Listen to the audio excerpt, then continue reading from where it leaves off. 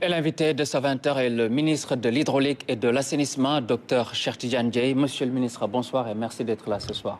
Bonsoir, cher Mohamedou Bamba. Merci pour l'invitation et pour l'opportunité que vous nous donnez de communiquer presque en instantané avec nos concitoyens. Aussitôt à la fin de la visite que Monsieur le Président de la République vient d'effectuer sur le terrain. Et je l'avais accompagné avec d'autres collègues ministres et puis d'autres responsables des structures techniques du gouvernement. Effectivement, vous venez de voir ce bloc qui est consacré donc à la situation à Dakar. Actuellement, ce soir, quel est l'état de la situation?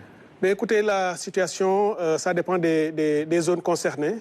Évidemment, j'ai suivi aussi le grand point que vous avez fait au cours de ce journal et je vous en félicite puisque dans notre approche de gestion de cet hivernage et des inondations, nous voulons avoir une démarche de transparence, de sincérité et de donner les informations et vous y contribuez très fortement. Dakar a reçu beaucoup de pluie, 77,2 mm d'eau enregistrée à la station de Grand Yoff.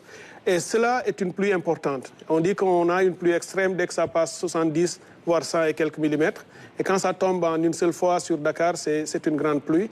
Et cela a causé des difficultés, des inondations dans un certain nombre de quartiers.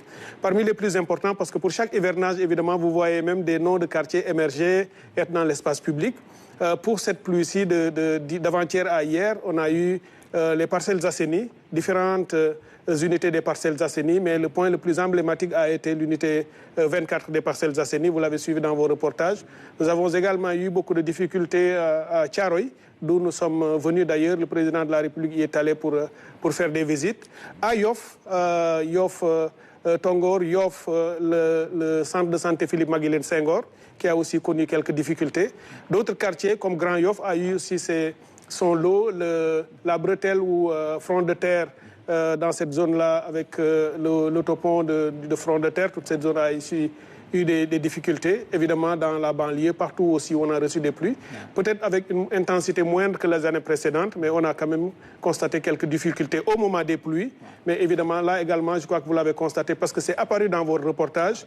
Beaucoup de zones qui ont été très, très fortement inondées pendant la pluie et quelques heures après, lorsque les pompages se sont poursuivis, lorsqu'on a laissé se dérouler le temps de latence nécessaire pour l'évacuation des eaux. Beaucoup de ces zones ont été mises hors d'eau, exondées. Il y a encore quelques soucis, notamment à Thiaroye, d'où nous venons. Mais si on compare avec les parcelles assainies unité 24, entre hier matin, lorsque l'imam dans les eaux a fait son appel, il avait presque de l'eau jusqu'au niveau de torse. L'après-midi, quand je suis revenu de voyage, j'ai enchaîné au niveau des parcelles assainies. J'avais encore de l'eau jusqu'au niveau des genoux. Mais vers 22h et au petit matin, on n'avait plus d'eau dans le quartier. Les pompes ont continué à tourner et cela a évacué l'eau. Le centre de santé Philippe Maguilène Senghor également. L'hôpital a été réouvert quelques heures après le passage des eaux, ce qui a permis de reprendre le travail. Mais à Thiaroye, au moment où nous nous parlons, il y a beaucoup de difficultés, notamment le cimetière qui est complètement inondé. Il y a certes une station de pompage de l'ONAS qui est en train de tourner, qui est de 300 mètres cubes heure. Nous allons dès ce soir, avec aussi l'appui des sapeurs-pompiers qui vont s'y mettre, plus le dédoublement de la capacité de pompage. Nous espérons d'ici demain, ce sont les instructions fermes de M. le Président de la République, nous allons pouvoir évacuer les eaux. Je voudrais, si vous le permettez aussi, saisir l'occasion pour remercier les plus hautes autorités, puisque nous avons voulu placer la gestion de cet hivernage sous le sceau de la réactivité, presque de la spontanéité, de la réactivité, disons, à chaque fois qu'il y a un problème, parce qu'on est dans un contexte de changement climatique. La météo avait annoncé des pluies extrêmes. Lorsqu'elles arrivent, évidemment, ça crée des difficultés. Mais nous avions voulu que les autorités soient présentes et le président de la République en a donné l'exemple. Hier, dès ma descente d'avion, il m'a appelé. Il a pris, disons, les nouvelles ou le rapport sur ce qui s'est passé dans le pays. Il m'a donné ses instructions. Le soir, il a aussi continué à suivre. Et aujourd'hui, il a décidé d'aller lui-même sur le terrain, après avoir donné des instructions à M. le Premier ministre, qui ce matin nous a convoqués, ce samedi matin, à la primature, pour tenir avec nous une réunion de coordination, pour évaluer le dispositif en place sur le terrain et leur fonctionnement, pour voir là où il faut renforcer, essayer même de mutualiser davantage les interventions des différents acteurs pour être plus réactifs et avoir plus de résultats. Je crois que c'est une démarche qu'il faut saluer. Le président a fait preuve d'empathie, de réaction, de proximité et de solidarité. Je crois que c'est ça qu'il faut. Ils nous donnent tous l'exemple. On me dit souvent qu'on me voit partout sur le terrain. Est-ce que je ne me fatigue pas? Je leur dis parce que je sais que j'ai un président de la République et un Premier ministre qui non seulement nous disent de le faire, mais aujourd'hui nous donnent l'exemple par leur engagement permanent, constant sur le terrain. Et je crois que c'est quelque chose qu'il faut saluer. Évidemment, la population voit cela. La population réagit positivement. Elle est très rassurée par cette démarche des plus hautes autorités, d'être tout le temps à leur côté, de s'enquérir de leurs problèmes et d'y apporter des solutions concrètes. Et je crois que ça, c'est important aussi de le dire à nos concitoyens. Des problèmes, il y en aura sans doute encore, mais à chaque fois qu'il y en a, vous aurez un État, un président, un Premier ministre et des ministres, un gouvernement qui sera à l'écoute, qui va avoir une démarche orientée solution pour pouvoir atténuer les difficultés, en attendant bien entendu maintenant d'enchaîner dans les solutions durables et structurantes les années à venir. Effectivement, vous l'avez dit, donc tout le dispositif sera évalué la semaine prochaine avec Monsieur le Premier ministre Ousmane Sonko. Mais il y a eu des dégâts, il y a eu des sinistrés. Quel est le plan de riposte et notamment la prise en charge de ces sinistrés?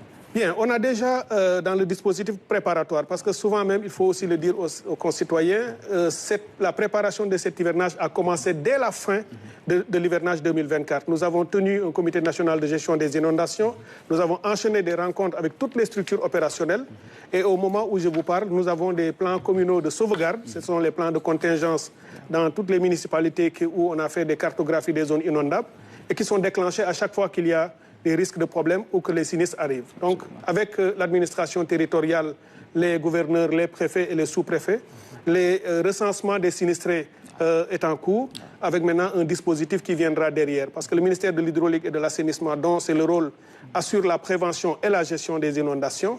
Mais lorsqu'il y a des sinistres, tous les autres ministères se mettent aussi en branle, le ministère de l'Intérieur avec la protection civile, mais également le ministère de la Solidarité nationale. Pas plus tard que ce matin, Monsieur le Premier ministre a donné des instructions à Madame le ministre de la Solidarité pour voir, après avoir reçu l'identification de tous les sinistrés à l'échelle du pays, de mettre en place un dispositif d'appui pour les aider sur les besoins et les équipements et denrées les plus importants, mais également ceux qui ont perdu, disons, beaucoup de choses importantes dans les maisons inondées et autres, voir aussi quel type d'accompagnement il est convenable de leur apporter. Avant de voir la situation dans les régions à l'intérieur du pays, on vous a vu très tôt, juste après votre nomination, prendre les devants, anticiper sur la question des inondations. Est-ce que vous pouvez revenir donc sur les différentes interventions en termes de, notamment, prévention de gestion de ces inondations-là? C'est une très bonne question. Ce que nous avons fait ces 15 derniers mois a été simplement remarquable. En mettant de côté toute autre formule de communication et autres, il faut le remarquer parce que ce sont les populations elles-mêmes qui le disent. Il y a eu beaucoup de choses qui ont été faites ces dernières années. Ces 12 dernières années, il y a eu beaucoup d'interventions. Il y a eu énormément, vous entendez souvent parler des 766 milliards dépensés depuis 2012 dans la gestion des inondations. Aujourd'hui, d'ailleurs, il y a un rapport qui a été commandité par Monsieur le Premier ministre, qui est sur sa table, qu'il est en train d'exploiter, et qui sera rendu public, qui montrera effectivement l'inefficacité de la gestion des inondations ces dernières années.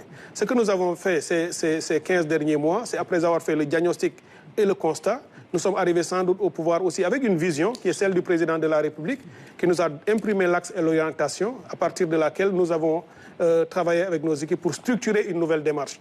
La première, évidemment, comme je l'avais dit, c'est l'anticipation. On a trouvé une sorte d'éclatement, disons, de toutes les dynamiques de lutte contre les inondations. Il y a beaucoup de structures qui ne convergeaient pas forcément.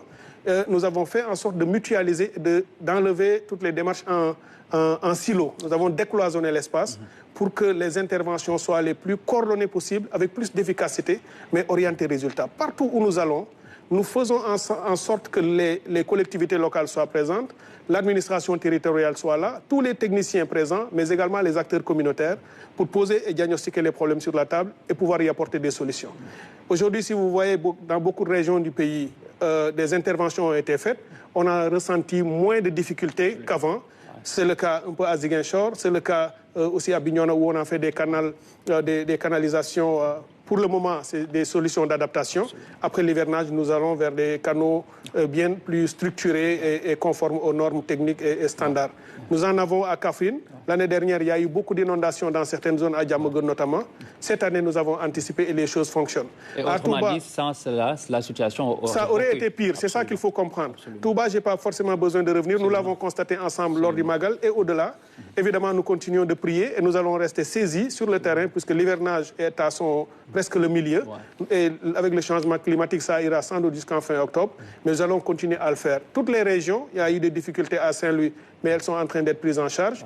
Et nous surveillons de très près tout ce qui va se passer dans les prochains jours à Matam, mais également dans la région de Tambacounda, notamment à Bakel, où le niveau du fleuve monte et on risque des débordements. Mais là aussi, nous sommes en train de regarder les solutions par les endiguements et aussi comment utiliser cette eau pour qu'elle ne cause pas des problèmes, mais au contraire, qu'on l'utilise pour l'agriculture. Et justement, Monsieur le ministre, vous nous permettez même d'aller à Tambacounda, 24 heures après donc, les inondations, les eaux